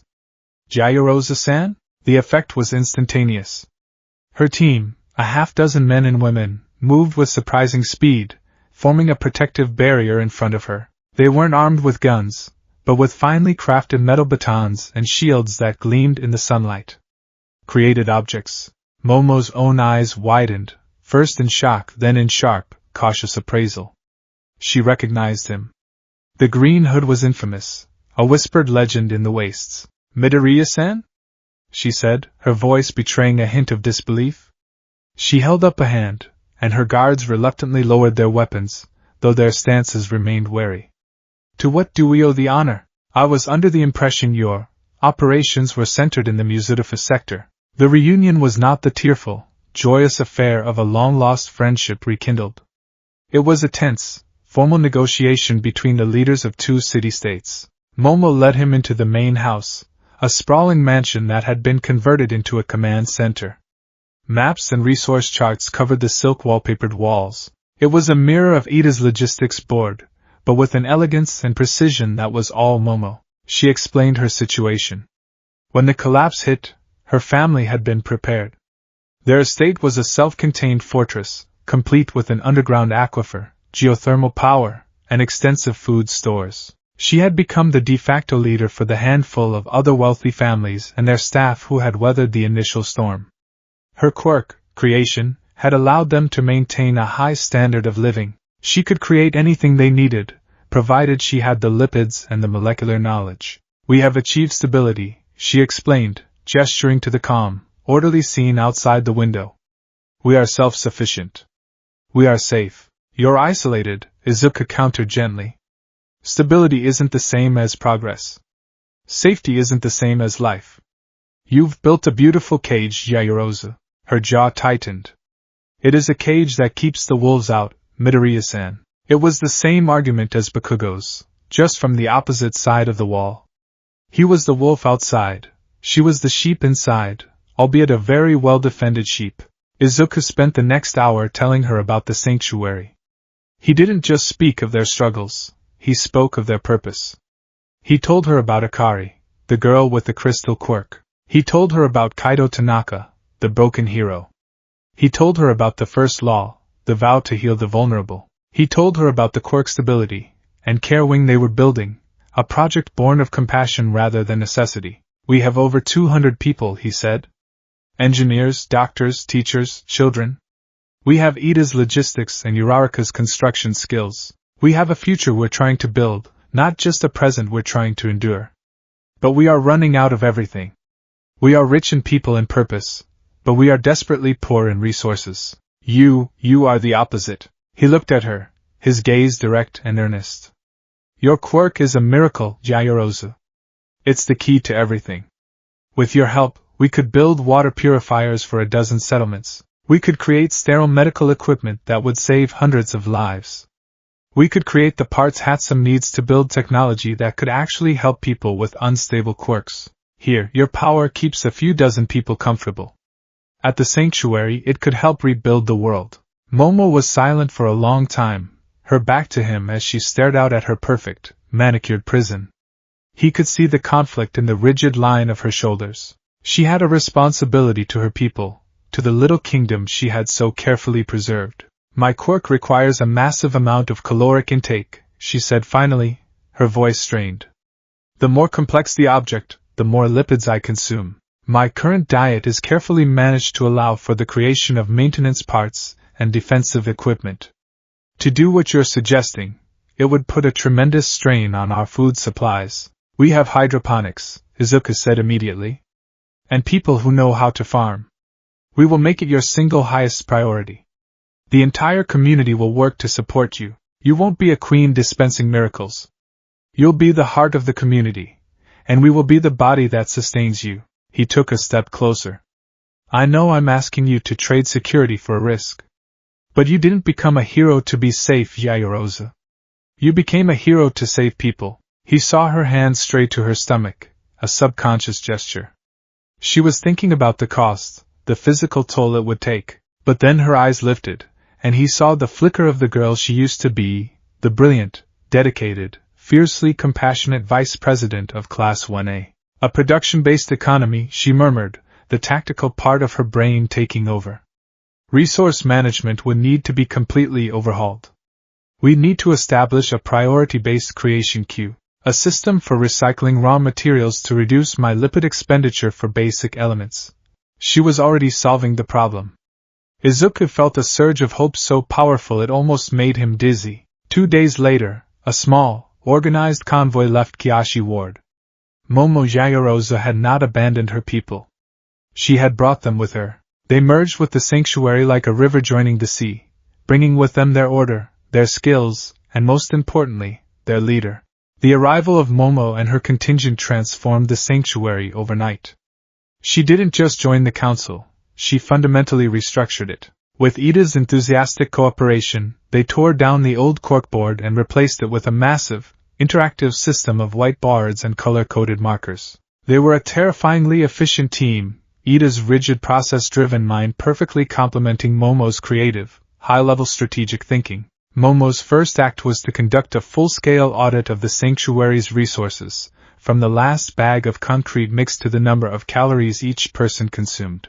Her mind was a supercomputer, identifying inefficiencies that Ida, for all his diligence, had missed. We are using diesel to power the water pumps for 3 hours a day, she announced at their first joint council meeting, pointing at a flowchart. The energy cost is immense. If we repurpose the solar panels from my estate, and I create a series of high-efficiency gears, we can create a gravity-fed water tower system. The initial lipid cost to me will be high, but the long-term energy savings will allow us to divert that diesel to the infirmary and the workshops. She was a force of nature. She established a formal department of production and resource management, which she headed. Her first major project was to tackle the looming medical crisis. She began by creating batches of simple, desperately needed supplies, scalpels, sterile sutures, bandages. The physical cost was high. After each session, she would be pale and ravenous, but Dr. Takeda would look at the fresh, sterile equipment with tears in his eyes. But Momo's vision was grander than just plugging leaks. This is triage, she told the council, gesturing to the medical supplies. To truly solve the problem, we need to create the tools to make the tools. This led to the true heart of the new sanctuary, the forge. The forge was Mei Hatsum's domain. It was a chaotic, beautiful mess of a workshop housed in what was once UA's support course development studio. Before Momo's arrival, it had been a place of clever improvisation, with Hatsum cobbling together babies from scrap. With Momo's help, it became a powerhouse of genuine innovation. "I need a miniature arc furnace that can reach 3,000 degrees Celsius, Hatsum would demand, her eyes wild with inspiration. "And a hydraulic press with a tolerance of 0.01 millimeters. Momo, after consulting a mental library of engineering textbooks and consuming a high-calorie meal, would painstakingly create the components. The forge came alive, the air filled with the sounds of plasma cutters, the hum of 3D printers creating complex plastic molds, which Momo would then use to create the final metal parts, and the constant, excited chatter of Hatsum and her growing team of apprentices. They didn't just make support gear. They built infrastructure.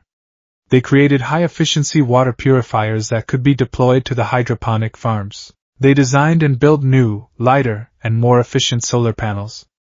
And their primary focus, the project that bound the two women together, was the Quirk Stability and Care Wing. Kaido Tanaka, the broken hero, became their first and most important consultant. He would spend hours with Hatsum, describing the feeling of his runaway quirk, the buzzing, the pressure, the way it latched onto other quirks. Hatsum, with her manic insight, would translate his feelings into engineering problems. "So it's like a resonance cascade," she'd shout. "We don't need a dam, we need a counter-frequency. A harmonic dampener." Momo, drawing on her deep knowledge of physics, would then create the exotic alloys and complex circuitry Hatsum designed. They worked tirelessly, creating brace after brace, baby 0.2, baby 0.3, each one more refined than the last. The work was slow, filled with setbacks. One prototype short-circuited spectacularly, another did nothing at all. But one evening, they fitted a sleek, silver bracelet, baby 1.0, onto Tanaka's wrist. He stood nervously in the center of the lab while a volunteer with a minor light emission quirk stood 20 feet away. The volunteer activated their quirk. A soft glow appeared. Everyone held their breath. Tanaka's body tensed, his usual grimace of pain appearing. But then the bracelet on his wrist hummed to life, glowing with a soft blue light. The tension in his shoulders eased. The painful grimace softened into a look of utter astonishment. The volunteer's quirk did not amplify. It remained a soft, gentle glow. I can't feel it," Tanaka whispered, staring at his hands as if seeing them for the first time. "The pull, the noise, it's gone." A stunned silence fell over the lab, broken by a whoop of pure joy from Hatsum. The room erupted in cheers. It was a victory more profound than winning any battle. It was the first time they had not just contained a broken quirk, but had actively begun to heal it. With the sanctuary's internal strength growing, Izuku turned his attention to its structure. The informal meetings in his office were no longer sufficient. Inspired by Momo's organized approach, he decided to formalize their government. "Bakugo's tribe has a single leader," he told the council. "It's efficient, but it's brittle. One person's mistake can doom them all." The old HPSC was a shadowy committee that made decisions without accountability. "We have to be different. We need a system built on community and representation." The community forum was reformed into a permanent council. The core was Izuku, as the council lead and head of defense, Ida, as the head of internal security and logistics, Uraraka, now officially the head of construction and civic works, and Momo, the head of production and resource management. But Izuku insisted it be larger than that. Ruji, the pragmatic salvage leader, was given a seat as the survivor representative, ensuring the voice of the common person would always be heard. Dr. Takeda was made head of medical services.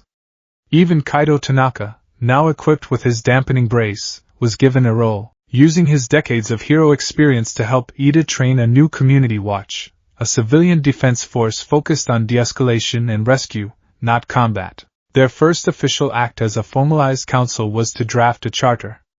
They gathered in the UA library, a place of reverent silence, and spent 2 days debating and writing. It was a document born of their collective experiences. Ida, drawing on his family's hero legacy, drafted articles on protocol and chain of command, but with new clauses for transparency and oversight that the old system never had. Ochako wrote the preamble, her words infused with a fierce, hopeful humanism, defining the sanctuary not by its walls, but by its commitment to mutual aid. Momo, with her sharp, strategic mind, outlined the principles of resource management and the social contract. Every citizen had a right to food, shelter, and care, and in return, had a duty to contribute to the community to the best of their ability. Ryuji argued for, and won, the inclusion of a right to dissent, ensuring that no council decision could be made without an open forum if a significant minority of the population demanded one. And Izuku, haunted by Bakugo's cold philosophy and the memory of a society that prized power over people, wrote the 3 core tenets that would be the heart of their new world. He wrote them on a clean whiteboard, his hand steady. 1. Protection over glory. Our measure of success is not in the villains we defeat, but in the people we protect and the lives we save. There are no ranks, no fame. There is only the work. 2. Community over individualism. The strength of the individual serves the well-being of the community. We rise together, or we fall together. No one is left behind. 3.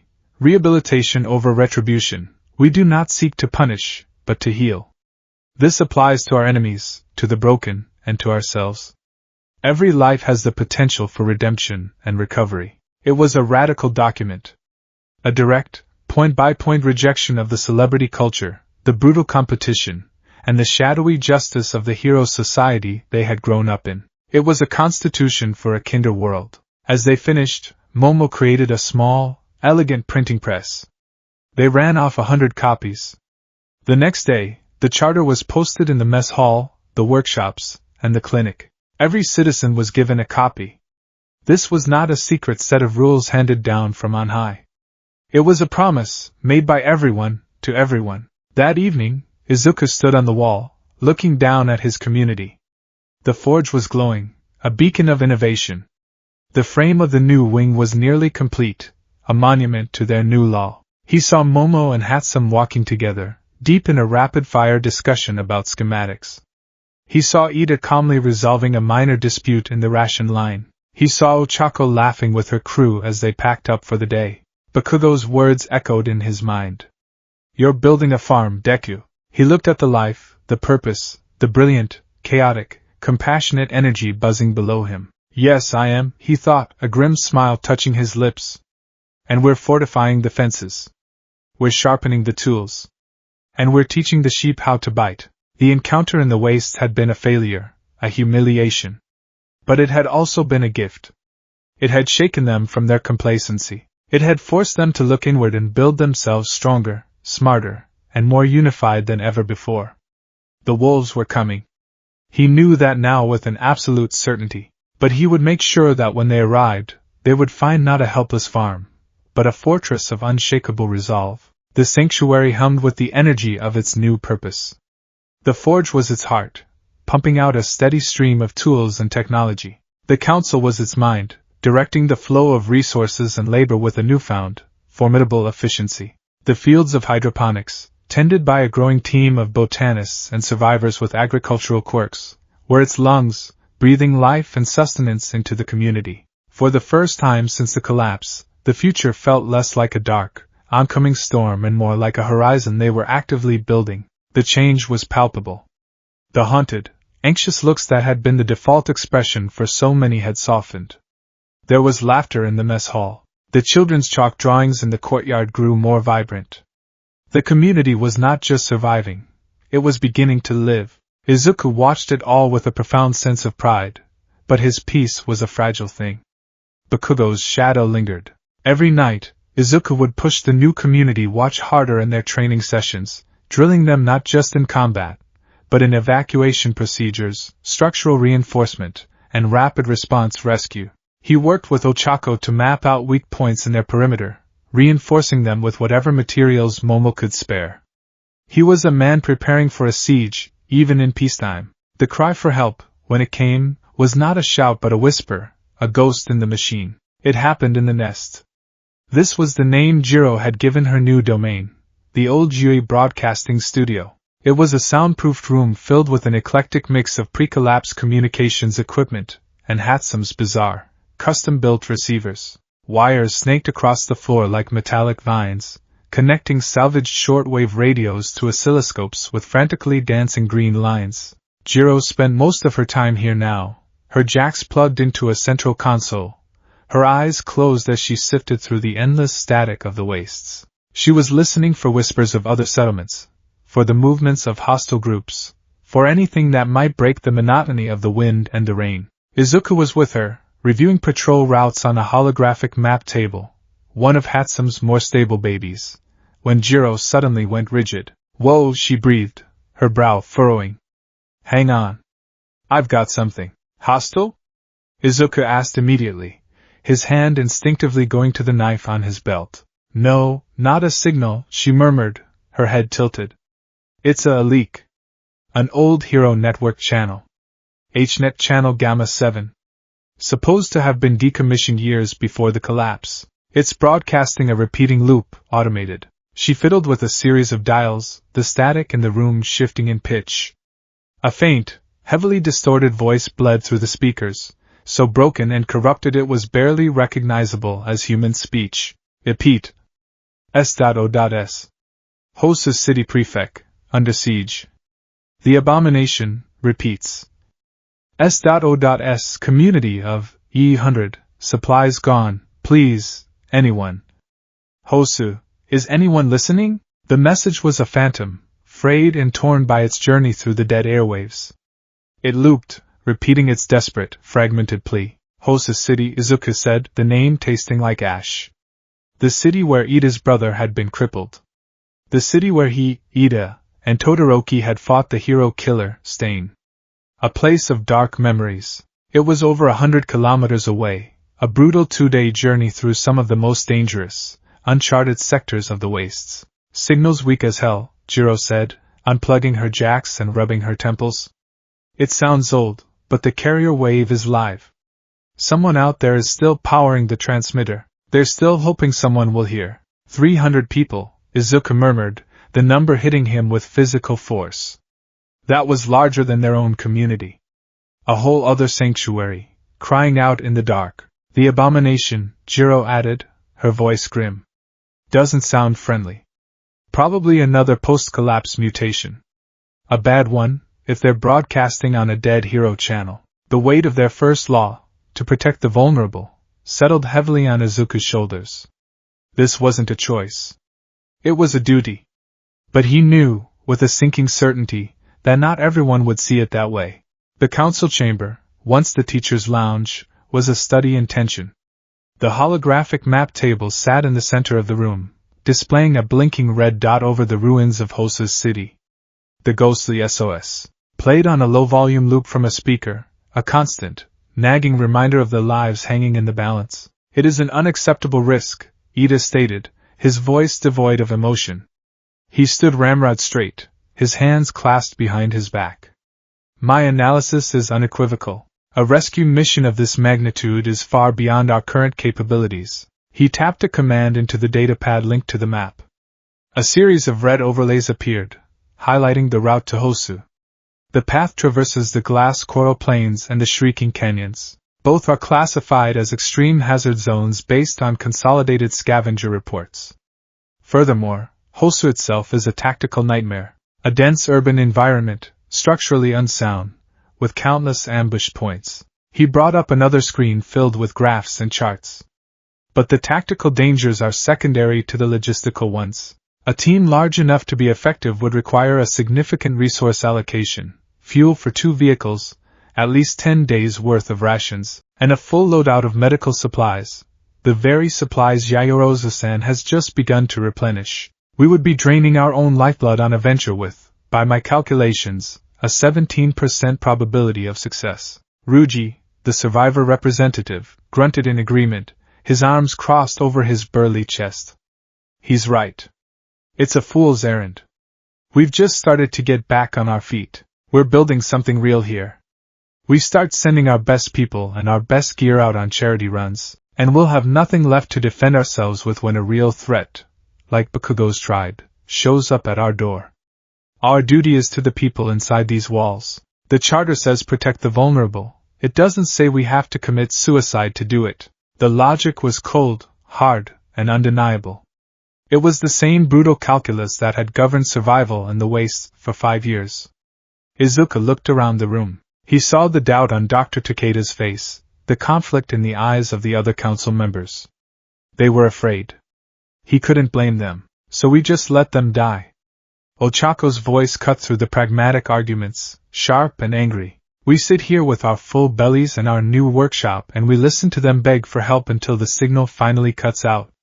Is that who we are? It is not a matter of morality, Uraraka-san, but of practicality, Ida countered, his tone hardening slightly. An emotionally driven decision that results in the loss of our key personnel and resources would endanger our 300 people. The needs of the many outweigh the needs of the few, or in this case, the needs of the uncertain. They're not uncertain, Ochako shot back, slamming her hand on the table. They're people. And that line you just quoted, Ida, is from an old movie. This is real life. We're not talking about numbers on a spreadsheet. That is precisely what we are talking about, Ida retorted, his voice rising for the first time. We are talking about the number of lives that would be jeopardized by this reckless endeavor. My brother lost his career, his ability to walk in that city. I know its dangers better than anyone. Sending a team there now is sending them to their graves. His voice cracked on the last word, a rare fissure in his iron composure, revealing the deep, personal pain that lay beneath his logical exterior. The room fell silent, stunned by Ida's outburst. The looping SOS seemed to grow louder in the quiet. Izuku finally spoke, his voice low but resonant, drawing all eyes to him. Ida. Ryuji, you're not wrong. The risks are huge. The logic is sound. If we were just a tribe, like Bakugo's, your decision would be the correct one. Protect our own. Let the weak perish. It's the law of the wastes. He walked over to the map table and placed his hand on the blinking red dot. But we are not just a tribe. We swore an oath. We wrote a charter. We laid a stone and said that it would mean something. The sanctuary isn't these walls, he said, his voice gaining strength, echoing the words he had spoken to himself so many times in the dark. It's the idea that we help each other. It's the belief that a life over there, he tapped Hosu, is worth as much as a life in here. He looked at each council member, his gaze intense. If we ignore a cry for help this clear, this desperate, then we've already broken our first law. We will have become just another walled-off fortress, hoarding our resources, letting the world outside die. We will have become the very thing we swore we would never be. If we lose that, he said, his voice dropping to a near whisper, we've already lost. The walls won't matter. The charter will just be a piece of paper. He straightened up, his decision made. I'm not asking to send an army. Ida's right, that would be suicide. We send a small, specialized team. A scalpel, not a sledgehammer. The objective isn't to win a war. It's to assess the situation, to identify the abomination, and if possible, to rescue the leadership or key personnel of that community and bring them back here. Recon, extract, and return. He looked directly at Ida. I know this is hard for you. For personal reasons, and for logical ones. But sometimes, there's a calculus beyond numbers. It's the calculus of hope. If they hear we came for them, even if we fail, it proves that someone is still listening. That's a resource more valuable than fuel or antibiotics. The council was silent, caught between two impossible choices. The cold logic of survival, and the fiery, irrational logic of hope. Momo was the first to break the silence. She had been quiet throughout the debate, her fingers steepled, her expression thoughtful. A scalpel, she mused. You would need support for a rapid extraction, someone who can control the environment and facilitate the movement of non-combatants. She looked at Ochako. Your quirk would be invaluable for that. Ochako's head snapped up, her eyes wide. I'm in. No question. You would also need long-range reconnaissance and someone who can handle a versatile, large-scale threat, Momo continued, her mind already assembling the pieces. Her gaze drifted past Izuku, towards the door of the council chamber. Izuku followed her look. Leaning against the doorframe, half hidden in shadow, was a figure who hadn't been invited to the meeting but had clearly been listening. He was tall and lean, with mismatched red and white hair that was longer now, falling over one side of his face. He wore a simple, dark utility jacket, and his expression was one of cool, detached neutrality. On his back was a compact, sophisticated-looking temperature regulation unit designed by Hatsum, Shoto Todoroki. He had arrived at the sanctuary a month ago, not as a refugee, but as a traveler who had simply appeared at the gates. He had been living a solitary existence in the wastes, surviving on his own, honing his quirk not for explosive power, but for intricate control. He could create a delicate film of ice to purify water or generate a tiny, precise flame to cook a meal without wasting energy. He was a master of thermodynamics, a self-sufficient survivalist. He had integrated into the sanctuary quietly, taking on patrols and guard duty without fuss, speaking little, observing much. "Todoroki-kun," Momo said, her voice soft. Shoto pushed himself off the doorframe and stepped into the room. His heterochromatic eyes surveyed the council. "Hosu," he said, his voice a low, even monotone. "I've been near there. The shrieking canyons get their name from the wind being funneled through the rock formations. It plays tricks on the senses. You'll need someone who can create thermal layers to disrupt the air currents and mask your sound and heat signatures. The glass coral is a field of silicon-based lifeforms that detonate from kinetic shock. You'll need someone who can create pathways of ice to glide over them without vibration." He was not asking to join. He was stating, with clinical precision, why he was necessary. Ida stared at Shoto, then at Izuku, then at Ochako. His three comrades from that fateful night in Hosu. The three people who had stood with him against the hero killer. His expression was a storm of conflict. The rigid logician was at war with the loyal friend and the scarred brother. Finally, he let out a long, shuddering breath. He walked to the map table and, with a trembling finger, deactivated the red hazard overlays. "The probability of success is still unacceptably low," he said, his voice strained. "However," he took off his glasses and polished them, a gesture Izuku knew he used when he was deeply troubled. "The cost of inaction, of breaking the fundamental principle of this community, is a variable I cannot quantify. And a variable I cannot quantify is a flaw in my analysis." He put his glasses back on, his gaze firm. "The mission is approved. But under strict parameters. 4 members, Midoriya as team lead and primary combatant. Jiro for reconnaissance and early warning. Uraraka for extraction and environmental control. Todoroki for special terrain navigation and threat neutralization. You will have a 10-day operational window. If you do not report in by the 11th day, we will classify the mission as a loss and seal the files. Those are my terms." Izuku looked at his friend, his heart swelling with gratitude. Ida had bent his rigid logic, not because he was wrong, but because he had chosen to believe in something more. "Thank you, Ida," Izuku said softly. Ida simply nodded, his face grim. "Do not thank me. Just come back. All of you. That is an order." The preparations were swift and meticulous. Momo and Ida became a whirlwind of logistical planning. Momo went into a focused creation cycle, consuming vast amounts of high-calorie rations. She didn't create weapons.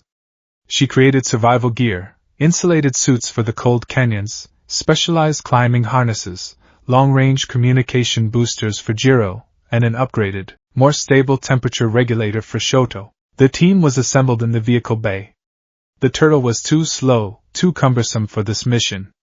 Instead, Hatsum unveiled her latest baby, the Sand Skipper. It was a stripped-down, rugged all-terrain vehicle, more of a metal frame on oversized tires than a proper car. Its engine had been modified to run on a biofuel they had started synthesizing, and every non-essential component had been removed to maximize speed and range. As they loaded their gear, the chosen four worked with a quiet, focused intensity.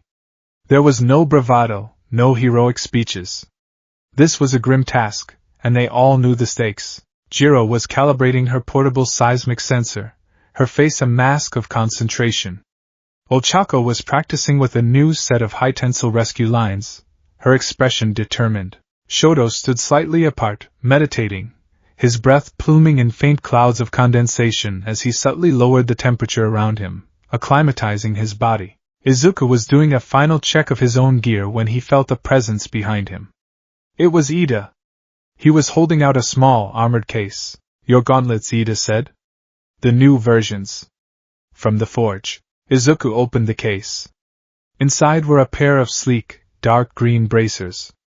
They were lighter than his old ones, but the internal mechanisms, designed by Hatsum and fabricated by Momo, were far more advanced. They were designed not to augment his power, but to help him control it with greater precision, focusing the kinetic force of Fa Gene and the energy of One for All into more controlled, less destructive bursts. Momo prioritized them, Ida explained.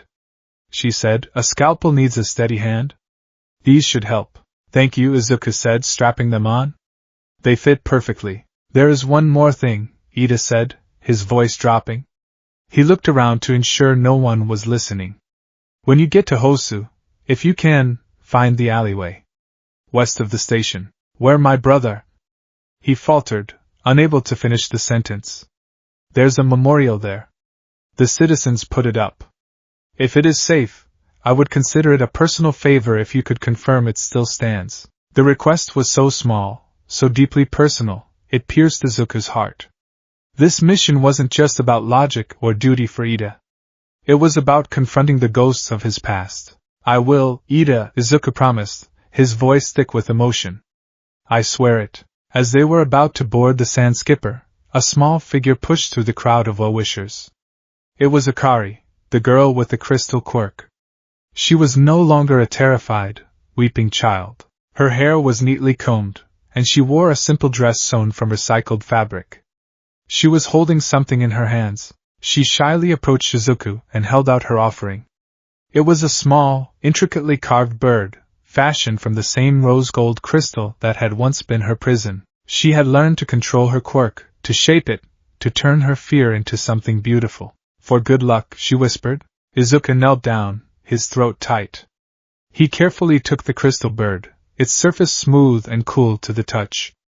It seemed to weigh more than it should, heavy with the hope of the entire community. He looked from the delicate creation in his hand to the determined faces of his team, to the anxious but resolute faces of Ida, Momo, and all the others who were staying behind. This was what they were fighting for. Not just the 300 strangers in Hosu, but the very idea that a small, crystal bird, born from fear and transformed by hope, was a thing worth protecting. Thank you, Akari, he said, his voice husky.